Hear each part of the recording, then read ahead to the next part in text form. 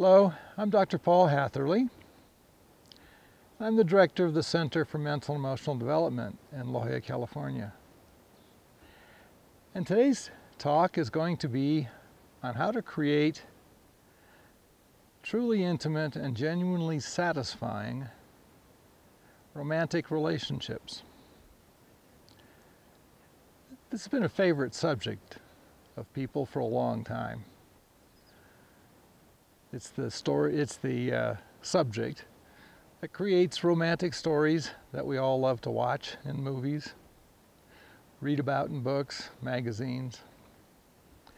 And almost all of our attention is on the first part of the relationship, the attraction phase. And all of us, generation after generation, go into a romantic relationship with the assumption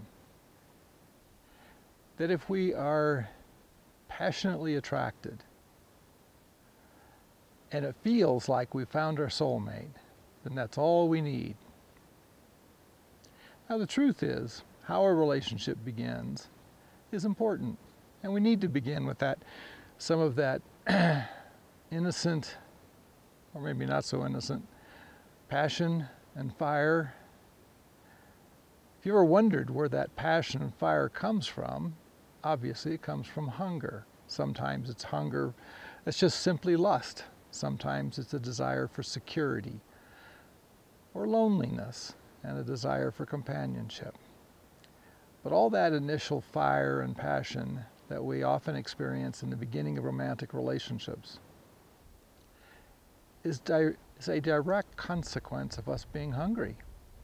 Now, the reason all relationships diminish in their passion and fire over time is because we feed our hungers. We're not so hungry anymore, so our response is not so passionate. The trick, as I see it, to maintaining passion in a relationship is the same as to maintaining passion in our individual lives. Source of passion is always going to be newness, change, growth, and being committed to purposes that fulfill our own potentials and at the same time take us outside ourselves into caring about things that matter, that endure, so that we can identify with our own lives, our own concerns, our family, our mate. But we can also identify with larger concerns that have to do with other people, human history, our country, and the world we live in. So, the beginning of relationships is where we put 99% of our energy and attention, whether it's in books, movies, or in our own obsessive concerns. It's the development of a relationship.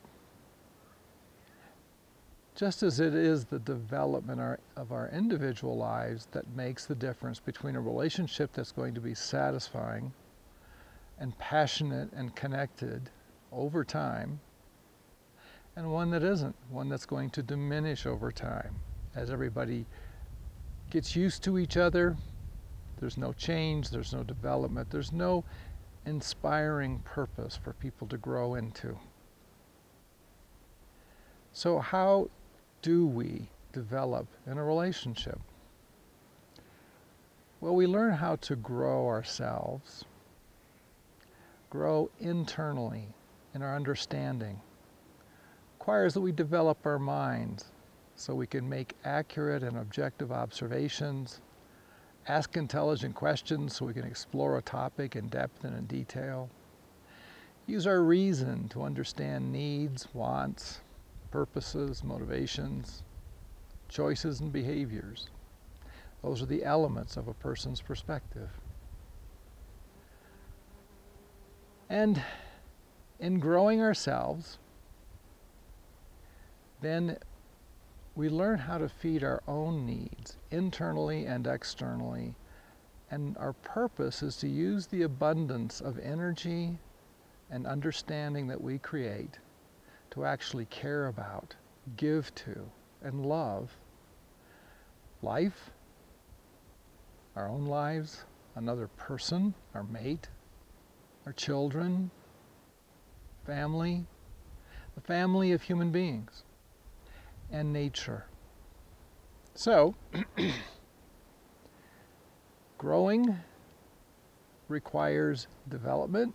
Development requires acquiring awareness and skill, specific, clearly defined, and objective awarenesses and skills over time. So we become competent. There's nothing quite so satisfying or comforting as becoming competent externally and being able to take care of our survival needs, as well as being competent internally and being able to take care of our internal needs for purpose and meaning and beauty and fulfilling our potentials as a human being. So, what is needed to make romantic relationships satisfying and meaningful over time, full of vitality and passion, and always with a renewing interest in life, ourselves, and each other, is to make internal development a central purpose in our lives. With internal development as a central purpose, we will do the growing ourselves that we need to be able to give attention, energy, understanding, warmth, and wholehearted interest to our mate. Probably the thing that is most effective in renewing passion is in being able to give our mate those internal qualities, those internal experiences that we're all longing for, but we rarely receive.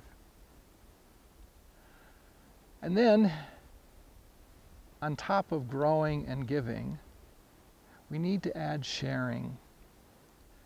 One of the things that a mate or romantic relationship is most designed to do is to provide a best friend and a lover and a confidant that we can share the mystery and wonder and sometimes terror of being alive. So, sharing requires that we be equal and reciprocal in our development and our ability to give and grow. And we need to share purposes so that we love some of the same things. Sharing nature is a wonderful source of energy, vitality, and passion. Sharing beauty, whether in music and books, and a truth, succinctly and beautifully expressed. Sharing beauty is an enormous source of passion and emotional bonding that we're all desperate to experience. An emotional bond with another person based on giving, growing, and sharing becomes an unbreakable bond, a timeless bond, and a bond that we can respect and admire and wholeheartedly cherish. I think you may have noticed, if you have observed couples and yourself in normal life, what I'm talking about does not actually exist very often, if at all. And the reason it doesn't exist is because internal development has never been clearly defined or consciously pursued. And what I'm suggesting is that you might want to consider reading my books, checking out my website, and the training program to see if maybe you could use a little internal development for yourself personally in fulfilling your potentials internally and externally, and in your relationship with your mate. So, let's stop there for now, and we will continue talking about relationships later. Thank you.